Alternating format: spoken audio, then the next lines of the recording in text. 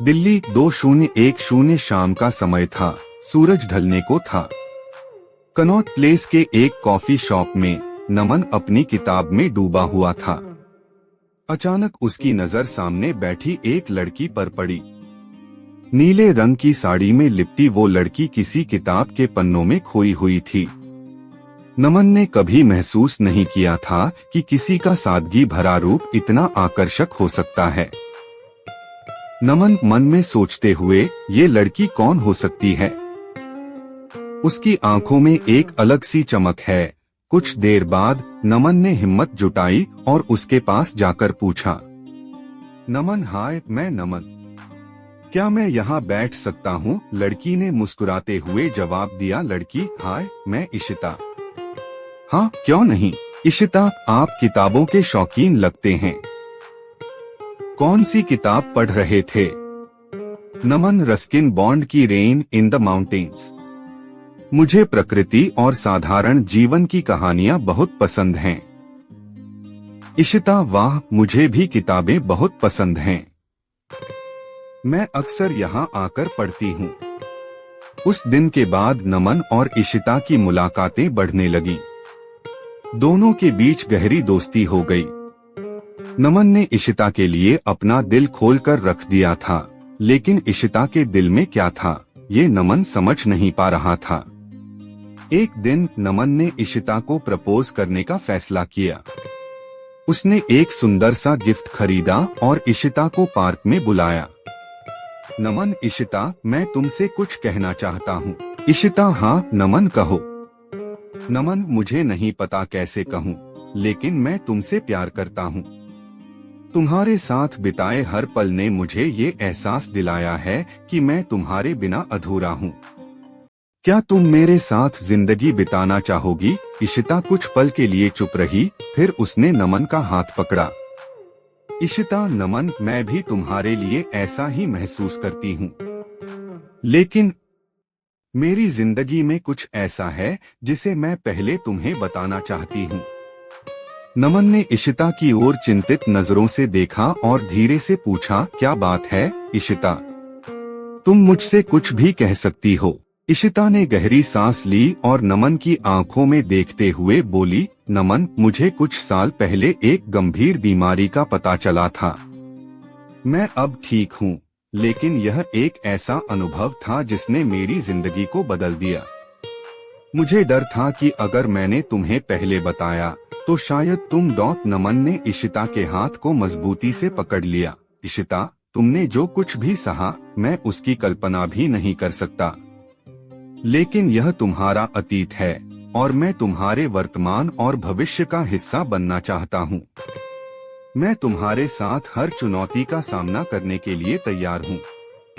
इशिता की आंखों में आंसू थे, लेकिन वो मुस्कुरा रही थी। उसने नमन को गले लगाते हुए कहा, नमन, तुमने मेरी सारी शंकाएं दूर कर दी। मैं तुम्हारे साथ अपनी जिंदगी बिताना चाहती हूँ। इसके बाद दोनों ने एक दूसरे के साथ अपना जीवन बिताने का वादा किया। उनकी प्रेम कहानी ने उन्हें एक दूसरे के और भी करीब ला दिया। वे हर दिन को एक नई शुरुआत मानते हुए जीने लगे। नमन और इशिता ने मिलकर हर उस मुश्किल का सामना किया जो उनकी राह में आई। एक शाम वही कॉफी शॉप। नमन, इशिता, मुझे लगता है कि हमारी मुलाकातें इस जगह से कुछ खास जुड़ी हुई हैं। इशिता, हाँ नमन, हर बार जब हम यहाँ आते हैं तो लगता है जैसे समय थम सा जाता है। नमन, आज भी वैसा ही लग रहा है। वैसे तुम्हारी पसंदीदा किताब कौन सी है? मैंने कभी पूछा नहीं। Ishita, the little Prince. वो किताब मुझे बचपन की याद दिलाती है और सिखाती है कि प्यार और दोस्ती कितनी अहम है। नमन, यह सुनकर अच्छा लगा। हम दोनों की पसंद में एक गहराई है जो हमें जोड़ती है। एक पार्क में टहलते हुए। इशिता, नमन, क्या तुम्हें कभी डर लगता है कि हमारा रिश्ता कहीं टूट न जाए? नमन, डर तो हमेशा रहता है, लेकिन मेरे लिए प्यार डर से ज्यादा ताकतवर है। हम जो महसूस करते हैं वही हमें इस रिश्ते में बांधता है। इशिता, तुम्हारी बातें सुनकर हमेशा हिम्मत मिलती है। तुम्हारे साथ मैं खुद को सुरक्षित महसूस करती हूँ। नमन, और मैं तुम्हारे साथ हर पल ऐसा लगता है कि तुम्हारे बिना सब अधूरा है। एक रात फोन पर, इशिता, नमन, मैं तुमसे कुछ शेयर करना चाहती हूँ। नमन, बिल्कुल इशिता। क्या बात है इशिता? आज मुझे उस वक्त की याद आ रही है जब मैं बीमार थी। तब मैं बहुत कमजोर महसूस करती थी, लेकिन तुम्हारे प्यार ने मुझे नई ताकत दी है। नमन, इशिता, तुमसे प्यार करना मेरे जीवन का सबसे खूबसूरत अनुभव है। तुम्हारी ताकत ने मुझे भी मजबूत बनाया है। एक सप्ताहांत एक किताबों की दुकान में, नमन, इशिता, देखो ये किताब। मुझे लगता है ये तुम्हें पसंद आएगी। Ishita, love in the time of cholera. मैंने इसके बारे में सुना है, लेकिन कभी पढ़ी नहीं। नमन, यह प्यार की ताकत और धैर्य की कहानी है, बिल्कुल हमारी तरह। इशिता, तुम्हारी पसंद हमेशा मुझे प्रभावित करती है। इसे जरूर पढ़ूंगी। बारिश में भीगते हुए, नमन, इशिता, बारिश में भीगना हमेशा से मेरी पसंदीदा चीज रही है। यह मुझे जीवन की ताजगी का एहसास कराती है। इशिता, और मेरे लिए बारिश में तुम्हारे साथ होना सबसे खास अनुभव है। नमन, तो आज से हर बारिश हमारी अपनी कहानी सुनाएगी। इशिता, सिर्फ हमारी कहानी। नमन, एक पहाड़ी पर सूरज डूबते हुए देख रहे थे। नमन, इशिता, यह नजारा कितना खूबसूरत है, पर तुम्हारे बिना अधूरा लगता। इशिता, और तुम्हारे साथ हर नजारा, हर पल पूर्णता का एहसास दिलाता है।